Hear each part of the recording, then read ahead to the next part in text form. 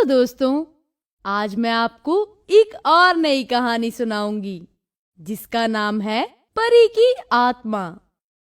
किसी जंगल में 3 दोस्त हाथी, ऊंट और सियार रहा करते थे। वो तीनों हमेशा साथ रहते थे। एक दिन वो खेलते हुए किसी और जंगल में पहुंच गए। दोस्तों, ये हमारा जंगल नहीं है। हमें तो बस खेलने से मतलब है, फिर चाहे जंगल हमारा हो या नहीं, क्या फर्क पड़ता है। मैंने सुना है कि ये एक भूतिया जंगल है, हमें यहाँ नहीं रुकना चाहिए। ऊंट भाई, इसे डरने दो, हम खेलते हैं। हाथी की बात को नजरअंदाज करके ऊंट और सियार खेल में मग्न हो जाते हैं। शाम होने के बाद वो तीनों अपने जंगल का रास्ता ढूंढने लगते हैं, लेकिन अंधेरे की वजह से उन्हें रास्ता नहीं मिलता।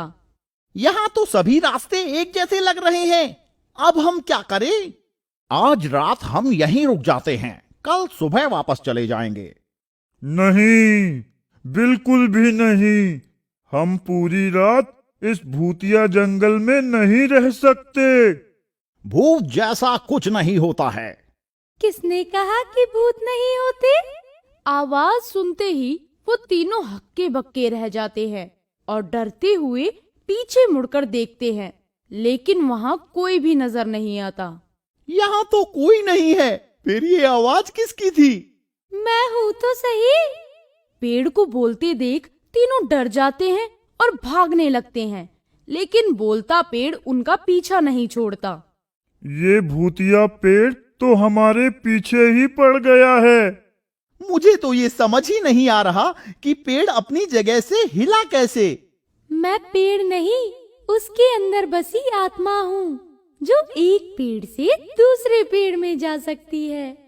इसके बाद वो आत्मा उन्हें परेशान करने लगती है। बचने के लिए वो तीनों इधर उधर भागते हैं, लेकिन आत्मा उनका पीछा नहीं छोड़ती। बहुत देर तक इसी तरह भागते रहने के बाद जब वो तीनों थक जाते हैं तो आराम करने के लिए एक पेड़ के नीचे बैठ जाते हैं। तभी वो पेड़ उनके ऊपर सूखे पत्तों और छोटी छोटी नुकीली टहनियों की बारिश करने लगता है। बहुत दिनों से उबाऊ समय बीत रहा था, आज तो मजा ही आ गया। अगर तुम इतनी ही ताकतवर आत्मा हो तो पेड़ के अंदर बैठकर बातें क्यों कर रही हो? बाहर क्यों नहीं निकलती? तुम ये क्या बोल रहे हो? अगर वो सच में बाहर आ गई तो हमारी खैर नहीं। अरे कुछ नहीं होगा। अगर इसे जान लेनी ही होती तो हमें इस तरह परेशान नहीं करती, बाहर निकलकर सीधा मार देती। इसलिए अब हमें इसे इसी के जाल में फंसाकर हराना होगा। वो कैसे? ऊंट धीरे से सारी योजना अपने दोस्तों को बताता है, जिसके बाद वो तीनों अलग अलग दिशा में चले जाते हैं। एक दिशा में हाथी हर पेड़ पर टक्कर मारता हुआ चलता है, तो दूसरी दिशा में सियार अपने नाखूनों से हर पेड़ की छाल उखाड़ता हुआ चलता है। तीसरी दिशा में ऊंट अपनी गर्दन से हर पेड़ के पत्ते गिराता हुआ चल रहा होता है।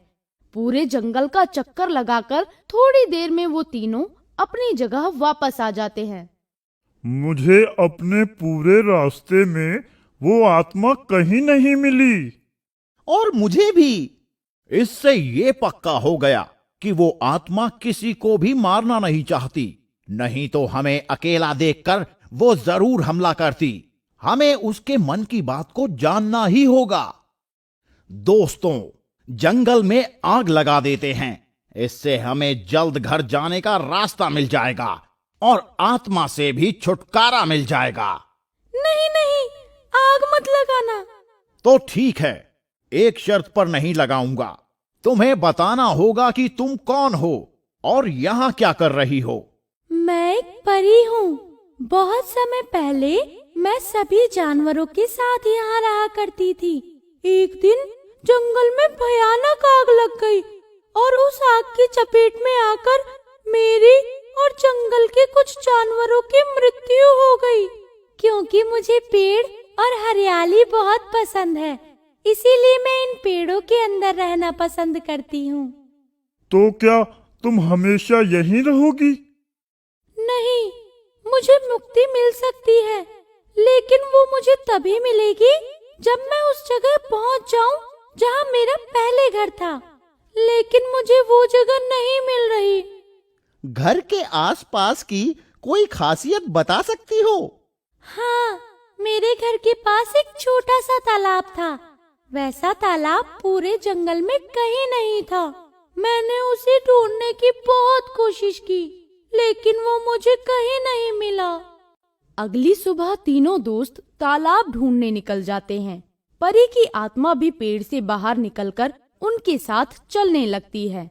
पूरे जंगल में भटकने के बाद उन्हें एक कोने में खाली गड्ढा नजर आता है। हमने पूरा जंगल देख लिया, लेकिन ऐसा गड्ढा सिर्फ एक ही जगह दिखाई दिया है।